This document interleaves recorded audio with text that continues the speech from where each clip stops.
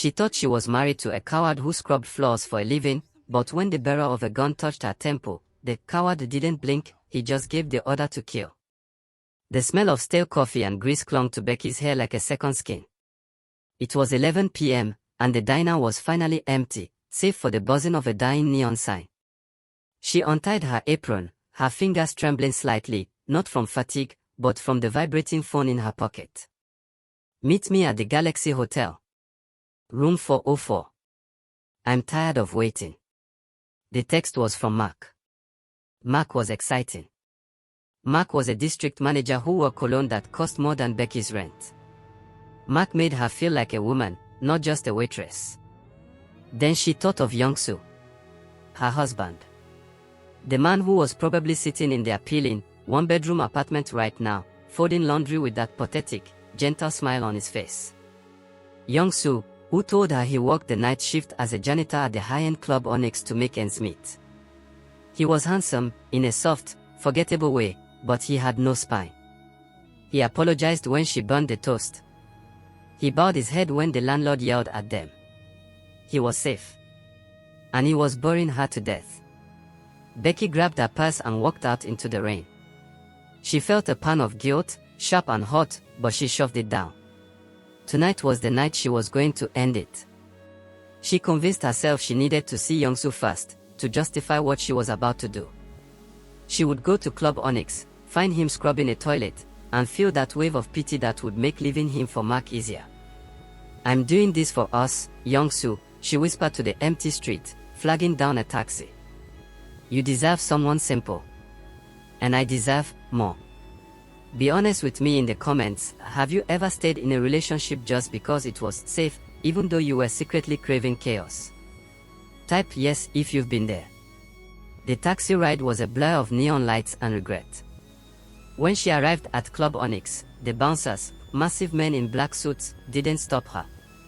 They looked at her cheap raincoat and worn-out sneakers with confusion, but before they could block her path, a sleek black sedan pulled up, distracting them. Becky slipped past the velvet rope, her heart hammering against her ribs. She navigated the thumping bass of the dance floor, pushing past models and millionaires, heading toward the service corridors where the janitors would be. She found a door marked staff only and pushed through.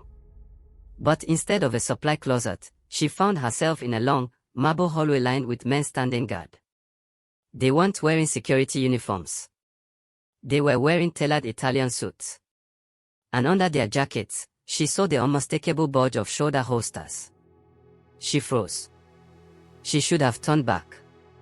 But curiosity is a cruel mistress. At the end of the hall, double mahogany doors stood slightly ajar. Voices drifted out. One was low, guttural, pleading. Please. Sir, I didn't know it was your territory. And then, another voice answered. A voice Becky knew. But it sounded different, deeper, colder, stripped of all the stuttering gentleness she had known for 3 years. Ignorance is not a currency I accept. Becky stepped closer, peering through the crack in the door. The tray of surprise cupcakes she had bought from a 24-hour bakery slipped from her fingers. Inside the VIP room, a man was on his knees, blood dripping from his nose onto the Persian rug. Standing over him, holding a lit cigarette with terrifying elegance, was Young-soo. He wasn't wearing his janitor's coveralls. He was wearing a 3-piece charcoal suit that fit him like armor. His hair was slicked back, revealing a jagged scar on his temple she had never seen before. He took a drag of the cigarette, exhaled a cloud of grey smoke, and looked at the bleeding man with eyes dead of all emotion. Dispose of him, Young-soo said softly. And send his fingers to his boss. Becky gasped. It was a small sound, barely a breath, but in the silence of the room, it echoed like a gunshot. Young-soo turned. His eyes locked onto the crack in the door. He didn't look like her husband. He looked like death. The door was ripped open before Becky could turn to run. A massive hand clamped around her throat, lifting her off her feet. She clawed at the suit sleeve, gasping, her feet dangling inches above the marble floor. A rat, boss, the guard growled, tightening his grip. She was spying. Becky's vision spotted with black stars. Through the haze, she saw Young-soo walking toward them, He didn't rush. He moved with the slow, terrifying grace of a predator. He looked at the guard, then at Bekky's turning blue face. "Drop her," Young-soo said. The voice was quiet, but the temperature in the room seemed to plummet 10 degrees. "But sir," she saw. Bang. Young-soo didn't even look as he fired the gun into the ceiling. The deafening crack shattered the silence. "I said, drop my wife." The guard's eyes went wide. He released her instantly. Bekky collapsed onto the floor, gasping for air, coughing violently. She looked up, expecting the man who washed dishes for minimum wage to rush to her side, to apologize, to offer her water. Instead, Young-soo stood over her, his silhouette blocking out the chandelier light. He looked like a stranger. He holstered the gun and adjusted his cufflinks, his face unreadable. "Everyone out," he commanded. "Now." The room cleared in seconds. Even the bleeding man on the floor scrambled away like a frightened crab. The heavy doors clicked shut, locking them in a suffocating silence. Bekky scrambled backward until her back hit the leather sofa. Who are you?" she whispered, her voice trembling. "Where is Young-soo?" He looked at her, his dark eyes sweeping over her cheap raincoat, her terrified expression, and the phone in her pocket that buzzed again with a text from Mark. "Young-soo is dead," he said coldly, pouring himself a glass of amber liquid. "He died the moment you walked through that door." He took a step closer, towering over her. "The real question, Bekky, is why are you here? You told me you were working a double shift." He leaned down, trapping her between his arms against the sofa. The scent of gunpowder and expensive whiskey overwhelmed her. "Lie to me," he whispered near her ear, sending a shiver down her spine that had nothing to do with fear and everything to do with danger, "and you won't leave this room. I need to know, if you found out your partner had a secret life like this, would you run away or stay to find out the truth? Tell me in the comments below." Bekky's heart hammered against her ribs like a trapped bird. She couldn't tell him. If Young-soo knew she was here to justify leaving him for another man, the coldness in his eyes suggested he might actually kill her. I wanted to bring you dinner," she lied, her voice cracking. "To surprise you." Young-soo stared at her. His gaze felt physical, stripping away her defenses layer by layer. He reached into her pocket and pulled out her phone. "You're shaking, Bekky," he murmured, his thumb hovering over the screen. "And your phone hasn't stopped buzzing. Is it a creditor? Or?" His eyes narrowed dangerously. "Is someone threatening you?" "Boss." The screen lit up. "Mark, where are you?" "I'm waiting." Young-soo's thumb moved to unlock it. Bekky squeezed her eyes shut, waiting for the explosion. Boom. The explosion didn't come from the phone. It came from the hallway. The heavy mahogany doors were blown off their hinges, splintering into shrapnel. Before Bekky could scream, Young-soo moved. He didn't flinch, he didn't panic. In one fluid motion, he tackled her, covering her body with his own as debris rained down around them. The glass of the VIP room shattered. Gunfire erupted, loud, chaotic, and terrifyingly close. "Stay down," Young-soo growled into her ear. His body was heavy, solid rock against her trembling form. He wasn't the soft man who folded laundry anymore. He was a wall of muscle and violence. He rode off her, pulling a second gun from an ankle holster she didn't know he had. 3 men in red masks stormed through the smoke. Bang. Bang. Bang. 3 shots. 3 bodies hit the floor. Young-soo didn't even check to see if they were dead. He grabbed Bekky's hand, his grip bruising. "We have to move. The Viper clan has breached the perimeter." "Young-soo, I don't understand." Bekky screamed, stumbling as he dragged her toward a hidden panel behind a bookshelf. He spun around, slamming her against the wall, his face inches from hers. The adrenaline made his eyes burn with a dark, terrifying intensity. "You don't need to understand," he hissed, his hand cupping her jaw, forcing her to look at him. "You just need to survive. I spent 5 years acting like a nobody to keep this world away from you. But since you walked into hell, you play by my rules now. He kicked the panel open, revealing a dark, narrow staircase. Move. Unless you want to die in your waitress uniform. The safe house was a cold, industrial loft on the outskirts of the city. Rain lashed against the floor-to-ceiling windows, mirroring the storm inside the room. Young-soo threw the bolt on the steel door and finally let his guard down. He slumped against the wall, sliding down until he hit the floor, his breath coming in ragged gasps. Blood was seeping through the pristine white shirt of his suit, staining the fabric a dark, ominous crimson. "You're hurt," Bekky gasped, her instinct overriding her fear. She rushed to him, her hands hovering over his shoulder. "Don't," he snapped, flinching away. "I am fine." "You're bleeding, Young-soo." She didn't listen. She reached for his shirt, her fingers trembling as she undid the buttons. He caught her wrist, his grip iron-tight, his eyes blazing with a mix of fury and exhaustion. "I said don't touch me," he warned, his voice low. "You don't know whose blood this is." "I don't care," she whispered, staring into the eyes of the stranger she had married. He held her gaze for a long, agonizing second, then released her. He stood up and ripped the ruined shirt off his body. Bekky covered her mouth to stifle a scream. His back was a canvas of violence. Old scars, knife wounds, and a massive, intricate tattoo of a golden dragon coiled around his torso, the symbol of the Jumrion clan. This wasn't the body of a janitor. This was a map of war. "This is who I am, Bekky," he said, turning to face her, shirtless and unapologetic. The raw masculinity of him hit her like a physical blow. "I deal in debt so you can live in that shitty apartment and complain about the heating. I took bullets so you could worry about burnt toast."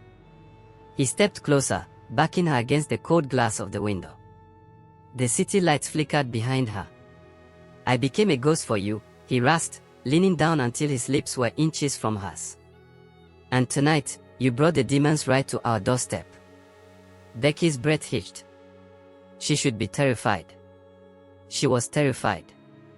But as she looked at the blood on his chest and the fire in his eyes, another feeling surged through her. A twisted, dark attraction. The boring husband was gone. In his place was a king. "Why?" she breathed. "Because," his gaze dropped to her lips, hungry and desperate, "I knew the moment you saw the monster, you'd leave." Ladies, be honest, would you run from the danger, or are you secretly attracted to the bad boy protector vibe? Drop a fire in the comments if you're staying for the romance. The silence in the loft was heavier than the gunfire had been. Bekky found a first aid kit in the bathroom cabinet, stocked like a field medic's bag, and returned to the main room. Young-soo sat on the edge of the leather sofa, his head bowed. He looked exhausted. The monster was resting, leaving behind the man she knew, but the lines were blurring. "Let me," she whispered, kneeling between his legs. He hesitated, then gave a curt nod. As she dabbed alcohol on the bullet graze on his shoulder, his muscles rippled under her touch. Every flinch he made sent a jolt of electricity through her fingertips. "You have a burn mark here," she said softly, tracing a jagged line on his ribcage. "From the stove." "A flamethrower," he corrected, his voice devoid of humor. "Tough war in Busan. 10 years ago." Becky's hand stilled. She looked at his face, the high cheekbones, the sharp jawline she used to kiss absently before rushing out to work. She had looked at this face every day for 3 years, yet she had seen nothing. "Why me, Young-soo?" she asked, her voice trembling with the weight of her own guilt. "You could have had anyone. A model. An heiress. Why a waitress with debt and a bad temper?" He looked up, catching her wrist. His dark eyes softened, just a fraction. "Because you were the only real thing I found," he said quietly. "In my world, everyone wears a mask. Everyone wants something. But you yelled at me for leaving socks on the floor. You made me terrible coffee. You loved me when I was nothing." His words twisted like a knife in her gut. She didn't love him. Not really. She had been bored. She had been texting Mark while he cooked dinner. She had been planning to leave the nothing man tonight. The phone in her pocket buzzed again. A long, insistent vibration against her hip. Young-soo's gaze dropped to her pocket. The softness vanished from his eyes, replaced by a cold, calculating intelligence. "That phone," he said, his voice dropping an octave. "It's been buzzing all night. You said you were surprising me. But people who plan surprises don't check the time every 2 minutes." He leaned in, his hand tightening on her wrist. "Who is it, Bekky?" "It's no one," Bekky choked out. She reached into her pocket, pulled out the device that held all her dirty little secrets, and hurled it across the loft. It skidded across the concrete floor, cracking against the far wall. The buzzing stopped. "I don't care about the phone," she breathed, grabbing the lapels of his suit jacket. "I care about the fact that I almost lost you tonight." Young-soo stared at the broken phone, then back at her. His eyes were dark pools of suspicion, but the adrenaline and the proximity of her body were clouding his judgment. "You're lying," he whispered, his voice rough. "Then punish me later," she challenged, her fear morphing into a frantic need to feel him, to prove to herself that he was real. She pulled his face down to hers. He resisted for a heartbeat, a split second where the Mafia boss calculated the risk. Then, the dam broke. He groaned, a low, animalistic sound, and crushed his mouth against hers. It wasn't a gentle kiss. It was a possession.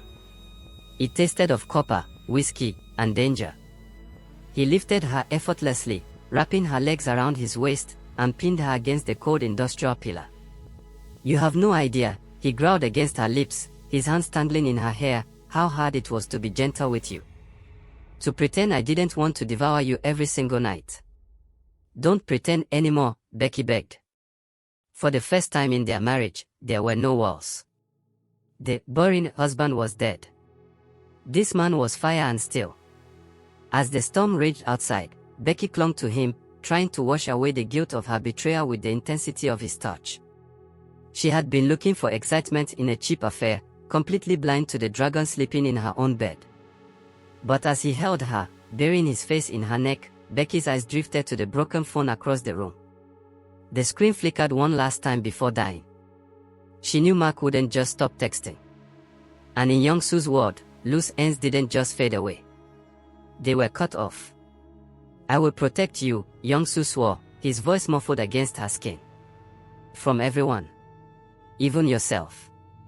She closed her eyes, a single tear leaking out. He promised to protect her. But what would he do when he found out the threat wasn't a rival gang, but her own infidelity? The morning sun filtered through the grime of the warehouse windows, casting long, grey shadows across the floor. Bekky lay awake, watching Young-soo check the magazine of his pistol. He moved with a quiet efficiency that made her heart ache.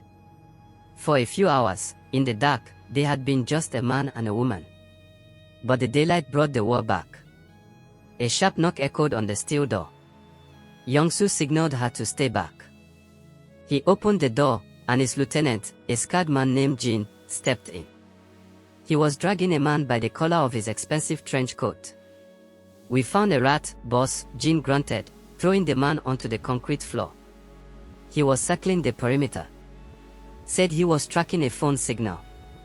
The man on the floor groaned, rolling over. Becky's blood turned to ice. It was Mark. "Bekky." Mark scrambled up, spotting her. His face was bruised, his arrogance replaced by panic. "Oh God, are you okay?" "I told these psychos, I told them I was here to pick you up." Young-soo froze. The air in the room seemed to vanish. He turned slowly, looking from the weeping man on the floor to his wife. "Pick you up?" Young-soo asked. His voice was terrifyingly calm. He looked at Mark. "Who are you?" "I'm the man she's leaving you for." Mark yelled, trying to muster some bravado, clearly not understanding who he was talking to. "She told me everything. She said her husband was a loser janitor. She was coming to meet me last night." The silence that followed was louder than any gunshot.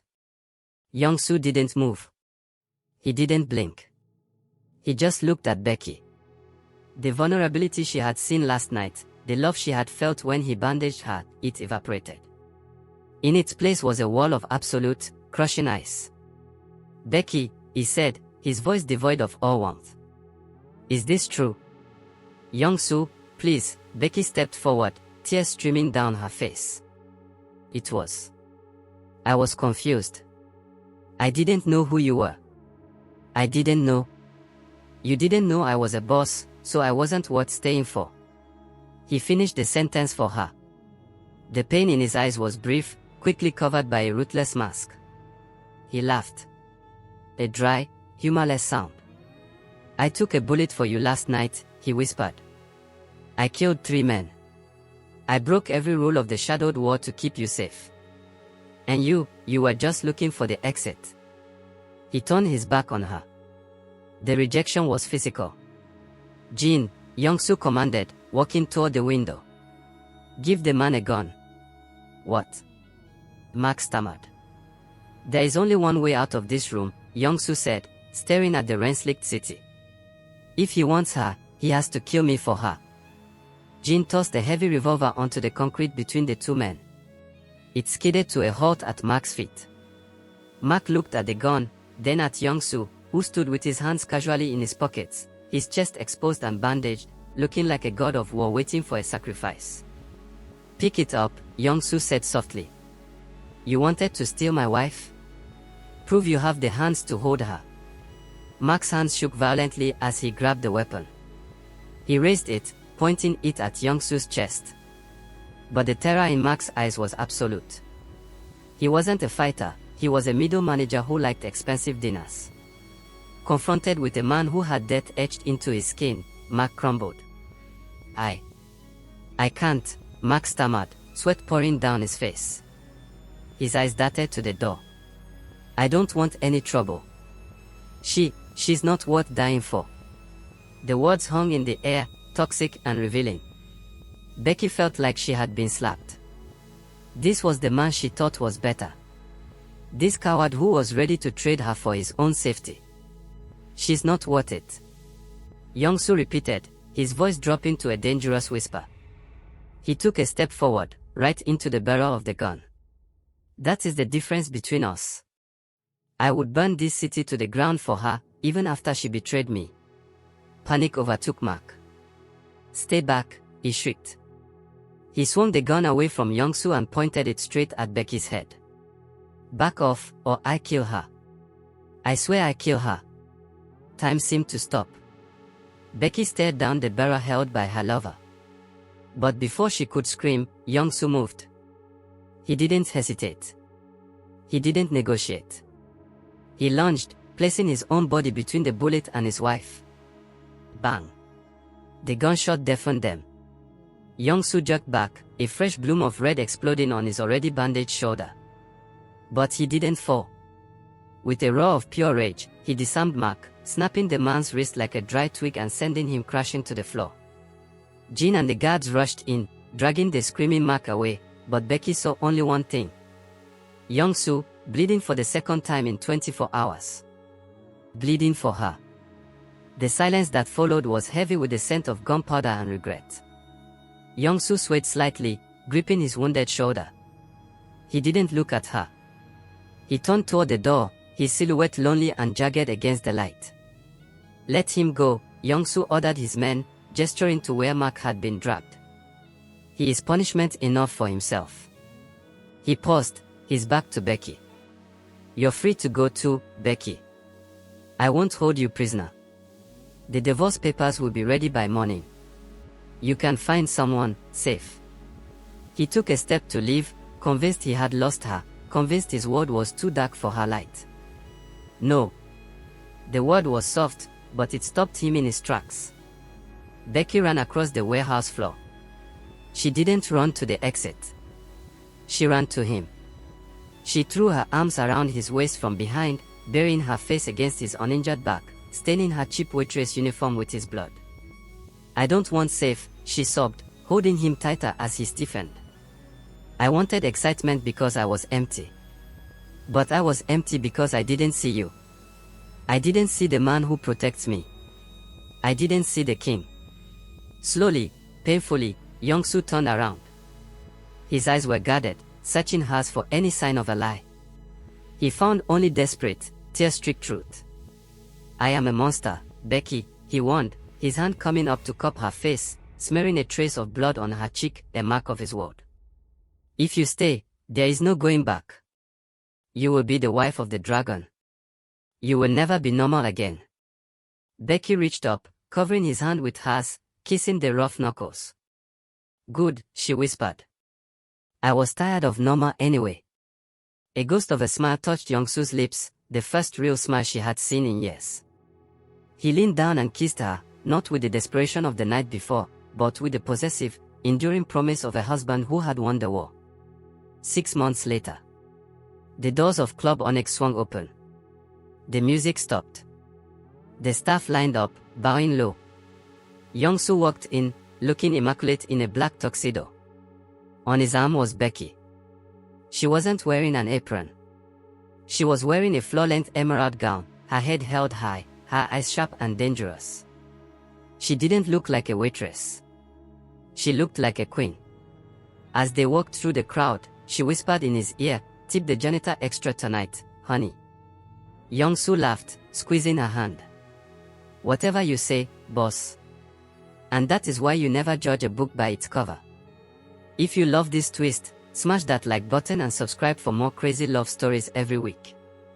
And tell me in the comments, do you think Bekky deserves a second chance? I'll be replying to everyone in the first hour.